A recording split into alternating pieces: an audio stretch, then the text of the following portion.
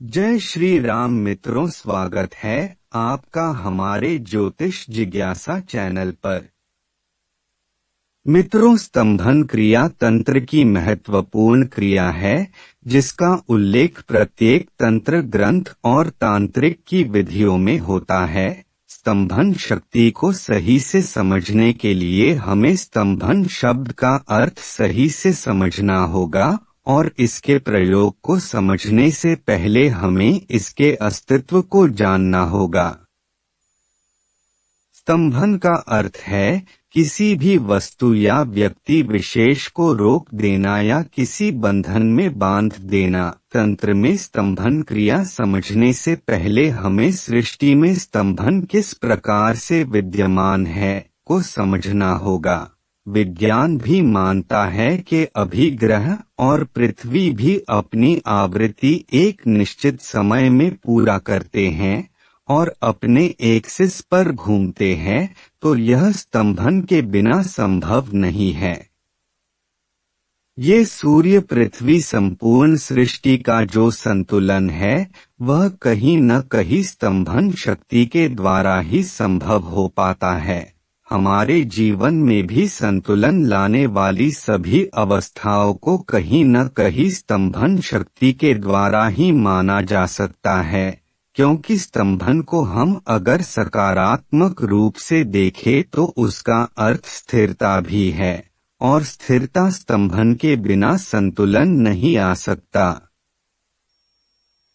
शक्ति का सदुपयोग किया जाता है स्तंभन तंत्र का प्रयोग करके अपने बुरे विचारों बुरे कर्मों का स्तंभन करके, परंतु दूसरा पहलू यह भी है कि स्तंभन शक्ति का प्रयोग तांत्रिक किसी पर बंधन क्रिया भी करते हैं। अचानक चल रहा व्यापार बंद हो जाता है या किसी का रिश्ता बांध दिया जाता है या किन्हीं और क्षेत्रों पर स्तंभन शक्ति का दुरुपयोग किया जाता है।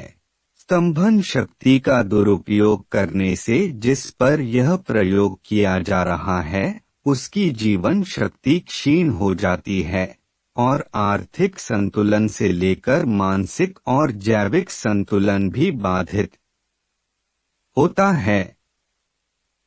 स्तंभन शक्ति का दुरुपयोग अत्यधिक रूप में किसी के शुभ कार्य, जीवन की उन्नति और पारिवारिक विकास को बाधित करने के लिए किया जाता है। अनेकों तांत्रिक कुछ रुपयों के लिए या किसी अन्य लालच के लिए या अहंकारवश इस शक्ति का दुरुपयोग करते हैं। इस शक्ति का दुरुपयोग होने से मानसिक शांति भंग होना या फिर अचानक चलता चलता काम रुक जाना और या फिर आपके महत्वपूर्ण कार्यों में रुकावट आ जाना होता है। यदि हम ये कहें जी स्तंभन शक्ति का दुरुपयोग किया जाता है किसी को किसी समस्या में डाल देने में और ऐसी स्थिति उत्पन्न हो जाती है कि वह व्यक्ति केवल उसी समस्या के वर्तुल में फंसकर उसी के इर्द गिर्द चक्कर लगाता रहता है और उन्नति नहीं कर पाता, जो कि प्रत्येक व्यक्ति का लक्ष्य होता है, तो यह गलत नहीं होगा।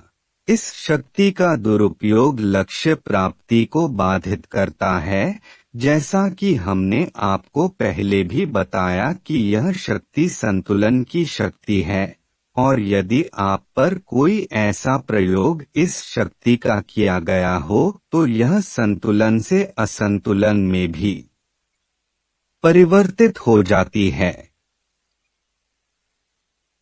स्तंभन का प्रयोग आज बहुत ही आम हो गया है।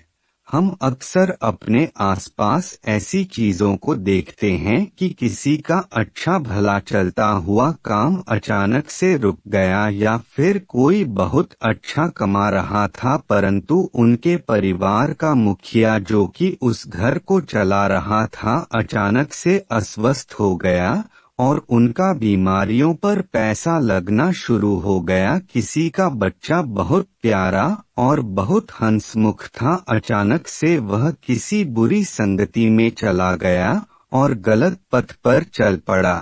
घर में परिवार में बहुत सा प्यार था, बहुत प्यार था, पर अचानक से घर में कलह रहने शुरू हो गई और किसी भी वक्त सब लोग इकट्ठे नहीं बैठ पाते। पति पत्नी एक दूसरे की पीठ पीछे तो एक दूसरे से बहुत प्यार करते हैं, परंतु जैसे ही सामने आते हैं एक दूसरे से गुस्सा करने लगते हैं।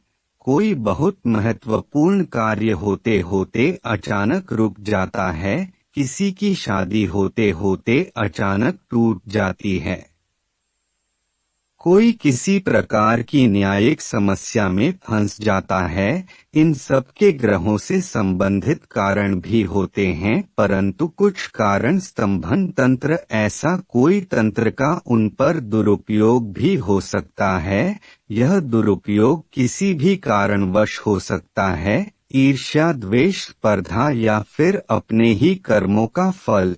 यह तो थी स्तंभन का दुरुपयोग। अब हम आगे स्तंभन के सदुपयोग की बात करेंगे। यदि आप स्तंभन तंत्र का सदुपयोग करें तो आप जीवन में अभूतपूर्व संतुलन की प्राप्ति कर सकते हैं।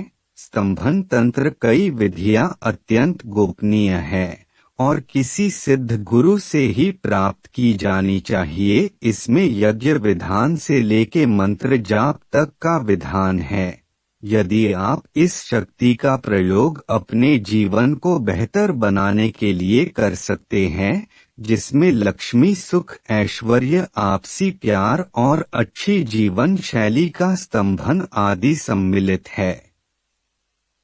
आशा करता हूँ आपको यह जानकारी पसंद आई हो। कृपया वीडियो को लाइक और ज्यादा से ज्यादा शेयर करें। चैनल को सब्सक्राइब करना ना भूले। धन्यवाद।